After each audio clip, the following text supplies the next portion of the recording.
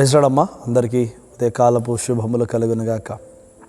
దేవుని మహాకృపను బట్టి మరియు మరొక దినమున దేవుని సన్నిధిలో ఈ రీతిగా నిలబెట్టుకోవడానికి దేవుడు కృప చూపించాడు. గడిచిన సోమవారము అదేవిధంగా ఆదివారము దేవుని మహాకృపను బట్టి 2 దినాలు స్తుతి ఆరాధన దేవుడు గంభీరంగా ఘనంగా జరిగించి ఉన్నాడు. మరి ముఖ్యంగా తల్లి ఆరోగ్యము కొరకు, ఆమె యొక్క పరిస్థితి కొరకు సంఘముగా కూడి వీలైన వారందరూ వచ్చి మందిరంలో దేవుని స్తుతించడానికి కృప చూపించబడ్డాడు. మంచిది. ఈ ఉదయకాల సమయంలో దేవుడు చక్కటి వాగ్దానం చేస్తున్నాడు. కీర్తనల గ్రంథము 61వ అధ్యాయం 3వ వచనంలో దేవుడు చక్కటి దావీదు రాసిన కీర్తన ఆయన అంటాడు, నీవు నాకు ఆశ్రయముగా నుండిటివి, శత్రువు ఎదుట బలమైన కోటగా నుంటివి, యుగ యుగములు నేను నీ గుడారంలో నివసించెదను, నీ రెక్కల చాటున దాక్కొందును. మంచిది ప్రియమైన దేవుని బిడ్డలారా, దావీదు భక్తుడు అసలు దావీదు భక్తుడు ఆశీర్వదించబడటానికి గల కారణాలు కీర్తనల గ్రంథంలో అనేకమైన విషయాలు మనం నేర్చుకోవచ్చు. ఎందుకు దేవుడు దావీదు అంత ఘనంగా చేశాడు, దావీదుని ఎందుకు ఘనముగా దేవుడు కృప చూపించాడు. ఆయన అంటున్న మాటలలో ఇంకొక మాట ఏంటంటే, నీవు నాకు ఆశ్రయముగా ఉంటివి.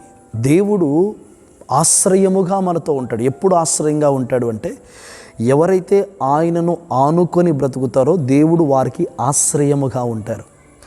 దేవుని ఆశ్రయము ఎవరికి కలుగుతుంది అంటే, దేవుని యందు విశ్వసించి నమ్మకముగా ఆయన కొరకు జీవించిన వారి జీవితంలో దేవుడు ఆశ్రయముగా నిలబడతాడు. ఆశ్రయము అంటే దేవుడు అండగా నిలబడటము, కాపుదలగా నిలబడటము, కృపగా నిలబడటము, మహిమగా నిలబడటము, శక్తివంతముగా దేవుడు నిలబడటము, దాన్ని ఆశ్రయము అంటారు.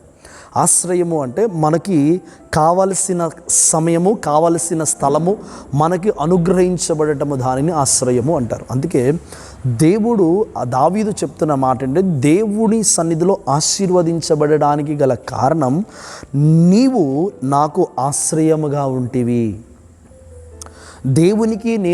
దేవుడు నాకు ఆశ్రయముగా ఉన్నాడు. నాకు కష్టం వచ్చినప్పుడు దేవుడు నాకు తోడుగా ఉన్నాడు. బలహీన పడిపోయినప్పుడు దేవుడు నాకు తోడుగా ఉన్నాడు. అనారోగ్యము పాలైనప్పుడు, శత్రువు నా చుట్టుముట్టినప్పుడు, సౌలు నన్ను చంపడానికి వచ్చినప్పుడు కూడా నా దేవుని కృపను బట్టి ఆయన ఆశ్రయముగా నేను ఉండటము ద్వారా ఐ వాజ్ సేఫ్, నేను కాపాడగలిగాను. అందుకే ఆయన అంటాడు, శత్రువుల ఎదుట బలమైన కోటవై యుగ యుగములో నేను నీకు గుడారములో నివసించేదను. శత్రువుల చేతిలో బలమైన కోటగా ఆయన నిలబడ్డాడు. దావీదు చేతిలో దేవుడు దావీదుకు ఆశ్రయముగా, శత్రువుల చేతిలో బలముగా నిలబడటానికి గల కారణం ఒకటండి. దేవుడు ఈరోజు ఆయన బిడ్డలకు ఎప్పుడు ఆశ్రయంగా ఉంటాడు, ఎప్పుడు దేవుడు దీవెనకరంగా ఉంటాడు, ఎప్పుడు మహిమకరంగా ఆయన ఉంటాడు. కానీ మనం దేవుని ఆశ్రయాన్ని కోల్పోయి బ్రతుకుతూ శత్రువుల చేతిలో మన జీవితాలు అప్పగించబడుతున్నాయి అంటే గల కారణం ఏంటంటే, మనము దేవునితో నిత్యము బ్రతకాలి. We need to be bond good, we need to have a good bond with God. దేవునితో ఒక మంచి సంబంధము కలిగి మనం జీవించాలి. అంటే ప్రార్థన చేయాలి, వాక్యాన్ని చదవాలి, దేవునిని స్తుతించాలి, దేవునితో మనం గడపాలి, దేవునితో మనము జీవించాలి. అందుకేనంటే, అయ్యా ఎవరైతే నా యందు నివసిస్తారో వారి యందు నేను నివసిస్తాను, ఎవరైతే తన హృదయములో చోటిస్తారో వారికి కూడా నేను చోటిస్తాను అంటున్నాడు. అంటే దేవునికి మనము ఆశ్రయము కల్పించగలిగిన వారముగా మనం ఉంటే దేవుడు కూడా మనకు ఆశ్రయం కలగజేస్తాడు. దేవుని ఆశ్రయం ఎలా ఉంటుంది? శత్రువు ఎదుట బలమైన కోటగా ఉంటుందట.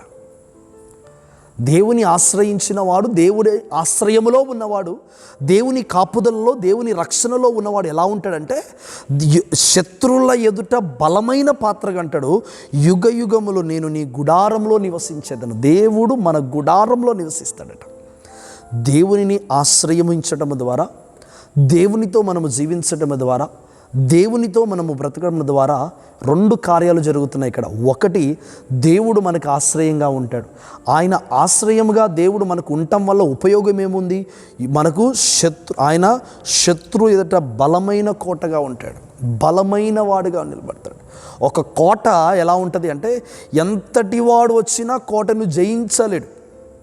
వాస్తవానికి చెప్పాలి అంటే కోట ఎలాంటిదంటే ఎంతటి శక్తి కోట అంటే ఎంతటి పెద్ద పెద్ద వాల్స్తో పెద్ద పెద్ద గోడలతో ఎంతటి వాళ్ళైనా దాన్ని జయించలేని బలము కలిగి ఉంటుంది. అందుకే దేవుడు మన పక్షమున నిలబడినప్పుడు మన శత్రువు కూడా మన నుంచి పారిపోవాల్సిందే.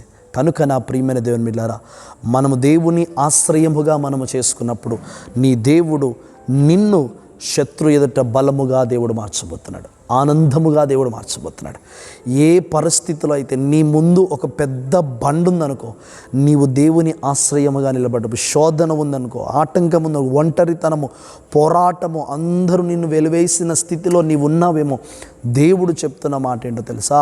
నీవు ఒక్కడివి నిలబడినా పర్వాలే, నా దేవుడు ఆశ్రయముగా నీవు ఉన్నప్పుడు నీవు వాటన్నిటికీ బలమైన దుర్గముగా నా దేవుడు నిలబడతాడు. అటువంటి కృప దేవుడు మనందరికీ కలగచేయునుగాక. తల వంచుకుందాం, ప్రార్థన చేసుకుందాం. పరిశుద్ధుడా, ప్రేమగల తండ్రికి వందనాలు. కృప కలిగిన మా యేసయ్య, ఈ చక్కటి తండ్రి ఉదయకాల సమయంలో ప్రతి బిడ్డను మీరు దీవించండి. నీవు ఆశ్రయించేవాడుగా మేము ఉండాలి, నీ కృపలో బలపరచబడే వారంగా మేము ఉండాలి. అటువంటి కృపలో మమ్మల్ని నింపి బలపరిచి మీరే తోడుగా ఉండి దీవించి ఆస్వాదించమని యేసు నామంలో అడిగి వేడుకుంటున్నాము తండ్రి. ఆమేన్. మంచిదమ్మా. దేవుడు మిమ్మల్ని అందరినీ దీవించి ఆస్వాదించను గాక. ఆమేన్.